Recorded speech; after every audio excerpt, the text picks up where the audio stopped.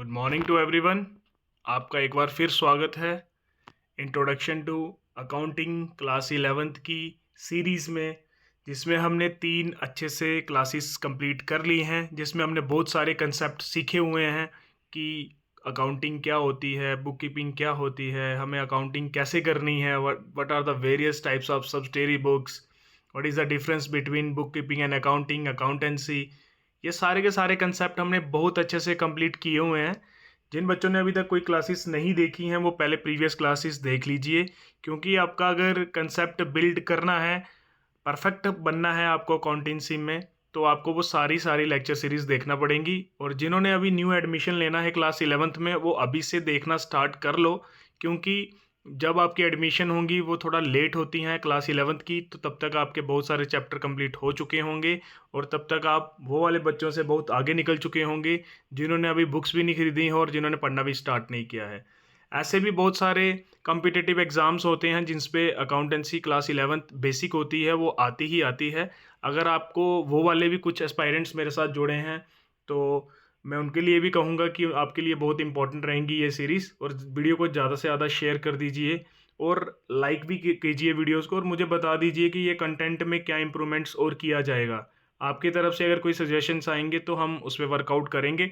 Basically हम अपने से तो पूरा एफर्ट कर रहे हैं कि आपको जो भी कंटेंट प्रोवाइड किया जाएगा वो अच्छी तरीके से है, और अगर नहीं है तो आप थोड़ा सा सजेशन मुझे कीजिए, मैं उस तरह से चेंजेस डेफिनेटली करूँगा। तो आज हमारे पास जो टॉपिक रहने वाला है that is the qualitative characteristics of accounting information. कि अकाउंट्स में होता क्या है, आपको पहले भी मैंने बताया था कि बहुत सारी चीज़ें होती हैं जो हमें फॉलो करनी है अकाउंटिंग इन्फॉर्मेशन को वैल्यूएबल बनाने के लिए। बट आज जो आपको मैं 3 टॉपिक पढ़ाऊंगा, पहला मैंने आपको बता दिया qualitative characteristics of accounting information, and second वाला है users of accounting information, and third one है सिस्टम ऑफ अकाउंटिंग। तो वन बाय वन हम अच्छे तरीके से इसको करेंगे कंप्लीट।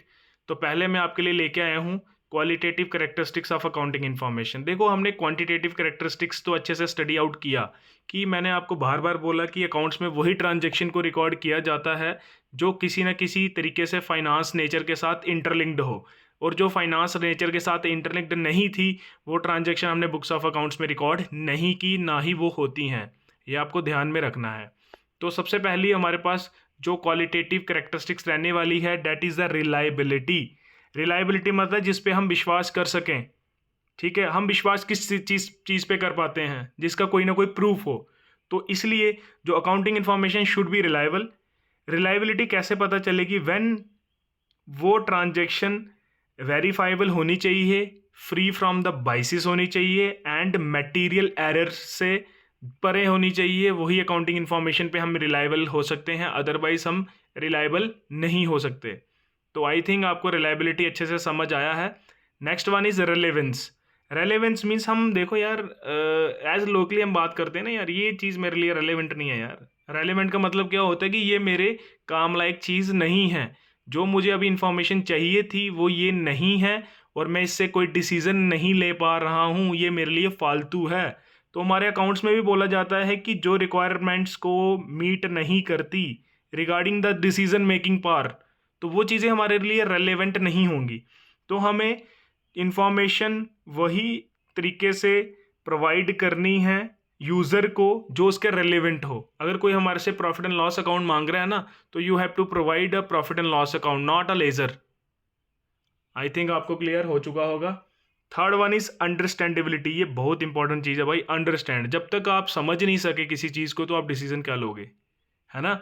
अगर क्लास 11th की अकाउंटेंसी समझ नहीं आ रही तो सर पेपर में क्या लिखूंगा, मैं कुछ नहीं लिख पाऊंगा ना। तो इसलिए कहा जाता है अंडरस्टैंडेबिलिटी। मीन का मतलब क्या होता है, जो इन्फॉर्मेशन प्रोवाइड की गई है फाइनेंशियल स्टेटमेंट में वो मुझे अच्छे से समझ आए। अभी अच्छे से समझ के आएंगी जब आप प्रॉपर प्रिंसिपल फॉलो करोगे, जो कंसेप्ट और कन्वेंशंस होती हैं वो प्रॉपर फॉलो करोगे, तो वो चीज़ आराम से समझ आएगी ना। जब आप उसको फॉलो आउट नहीं करोगे तो वो चीज़ें नहीं समझ आएंगी। तो अगर चीज़ें नहीं समझ आएंगी तो इतना खिचड़ी पकाने का फ़ायदा क्या हुआ? कोई मतलब नहीं होगा उसका। Fourth one is comparability. भाई देखो, हम कंपेयर करते हैं ना कि यार मेरे उससे मार्क्स कम क्यों आ रहे हैं, भाई क्या दिक्कत हो गई, कहाँ कहाँ पे प्रॉब्लम्स हैं जो मैं फेस कर रहा हूँ कि मेरे मार्क्स कम आ रहे हैं, क्यों आ रहे हैं कम। उसके पीछे हम जिद्दोजहद लगा देते हैं कि कैसे कम आ रहे हैं ना। हम एग्ज़ाम क्वालिफाई नहीं कर पाए तो देखते हैं कि कौन कौन से क्वेश्चन थे जो हम लैग कर रहे हैं, वो हम नहीं कर पा रहे हैं, तो उस पर पूरा का पूरा एफर्ट रहता है हमारे लिए। उसी प्रकार हमारा अकाउंट्स भी ऐसा ही है कि यार हम अपने ही बिजनेस को कंपेयर करते हैं, पिछले साल को अगले साल के साथ, पिछले साल इतना प्रॉफिट हुआ, इस साल इतना क्यों हुआ, हमारे कौन कौन से लूप होल्स रहे हैं इस साल में, वो फाउंड आउट करने के लिए। और सबसे बड़ी दिक्कत आती है इंटरफॉर्म, किसी दूसरी फॉर्म के साथ कंपैरिजन तो भाई बनता ही है। अगर कोको कोला और पेप्सी का कंपैरिजन नहीं होगा तो हम कैसे प्रॉफिट कमा पाएंगे? आपके दिमाग में ये बात रहनी चाहिए। तो इसलिए अकाउंटिंग इन्फॉर्मेशन में इस तरीके से रिकॉर्ड होनी चाहिए कि हम उसको अच्छे से रिकॉर्ड करें और उसको कंपेयर कर पाएं। अभी कंपेयर कैसे करेंगे? जब हम यूनिवर्सली जो अकाउंटिंग प्रिंसिपल्स हैं जब उसको हम फॉलो करेंगे तभी हम कंपेरेबिलिटी अडेप्ट कर पाएंगे, अदरवाइज नहीं कर पाएंगे। देखो, अगर हमारा रिकॉर्ड कुछ अच्छे अपने तरीके से रिकॉर्ड किया है और किसी दूसरी कंपनी ने अपने तरीके से किया है तो कंपेरेबिलिटी पॉसिबल नहीं हो पाएगी। आई थिंक ये आपको क्लियर हो चुका होगा। नेक्स्ट आता है users of accounting information. Accounting information के यूज़र्स होते हैं। अभी कौन कौन सा यूज़र होता है? एक होता है इंटरनल और एक एक्सटर्नल। यूज़र का मतलब क्या होता है कि जिसको हमारे बिजनेस के साथ कुछ ना कुछ लेन देन है। अभी ऑनर है बिजनेस का, वो जिद्दोजहद पूरी मेहनत लगाता है, पैसा भी लगाता है, अपना टाइम भी लगाता है, रिसोर्सेज भी इन्वेस्ट करता है। क्यों करता है भाई? उसको कुछ रिटर्न में चाहिए ना, तो उसको रिटर्न में प्रॉफिट चाहिए। और जो मैनेजमेंट है, इतनी बड़ी मैनेजमेंट, कोई बोर्ड ऑफ डायरेक्टर अपॉइंट किया है, मैनेजिंग डायरेक्टर अपॉइंट किया है हमने, ठीक है, हमने पूरी कायनात लगा दी होती है कि हमारे को पैसा चाहिए भाई जैसे मर्जी। तो बिजनेसमैन जब इतना एफर्ट करेगा तो उसको पैसा तो रिटर्न में चाहिए।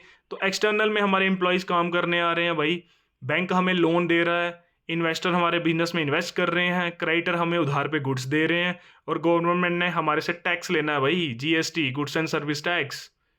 और पब्लिक देखती है भाई कंपनी क्या कर रही है, हमारे फेवर में कुछ कर रही है कि नहीं कर रही है, सोशल रिस्पॉन्सिबिलिटी निभा रही है कि नहीं निभा रही है। आपको पता है यार कि जितने भी हमारे बिजनेसेस होते हैं वो सोशल रिस्पॉन्सिबिलिटी बड़ी निभाते हैं। जैसे कहीं कुंभ का मेला ही हो गया, उधर उधर आपने देखा होगा अडानी ग्रुप्स, अंबानी ग्रुप्स वालों ने क्या किया है, कितना ज़्यादा पैसा दिया उधर। किसी ने क्लीनिंग के लिए दिया, किसी ने फूडिंग के लिए दिया, किसी ने किसी चीज़ के लिए दिया। वो उनकी एक सोशल रिस्पॉन्सिबिलिटी होती है हर एक बिजनेसमैन की, उसको निभाना पड़ती है। अगर वो नहीं निभाएगा तो खुद ही कमाता रहेगा, तो उस पे ऊपर कोई भी विश्वास नहीं करेगा और उसके गुड्स पे ज़्यादा फोकस नहीं किया जाएगा, और उस पर गवर्नमेंट ज़्यादा से ज़्यादा पेनल्टियाँ भी इम्पोज करेगी। ठीक है, ये होते हैं हमारे users. First is internal and external, उसके सब भी मैंने समझा दिया आपको कि कौन कौन से होते हैं। तो हमारा आज लास्ट टॉपिक रहने वाला है, that is a system of accounting.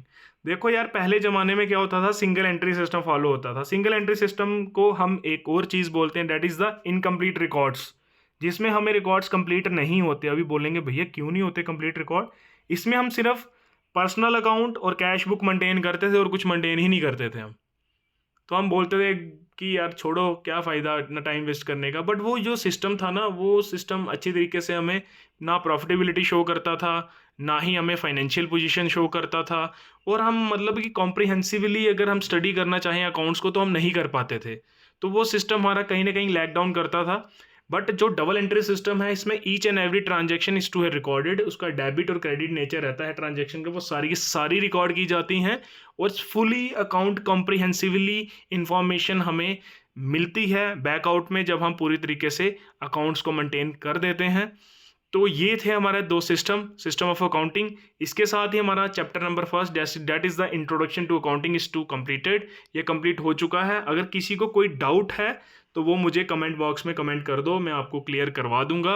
अगर आपको कोई और भी चीज़ पढ़नी है, मीन्स बीकॉम एमकॉम के रिलेटेड कोई टॉपिक है कि और कोई एग्ज़ाम के रिलेटेड टॉपिक है, वो आप मुझे कमेंट बॉक्स में कमेंट कर दो, मैं आपके लिए उसके लिए भी वीडियोस बना दूंगा। क्लास 11th और 12th की तो हमारी सीक्वेंस में वीडियोस चल ही रही हैं। अगर आपको कुछ एक्स्ट्रा कॉमर्स में कोई भी सब्जेक्ट की क्लास चाहिए तो आप मुझे कमेंट बॉक्स में कमेंट कर दीजिए, मैं आपके लिए वो भी बना दूंगा।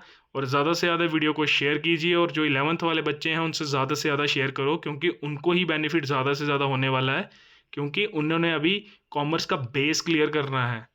तो आज हम इधर ही क्लास करते हैं बाइंड अप, मिलते हैं एक नेक्स्ट क्लास के साथ, तब तक के लिए गुड बाय।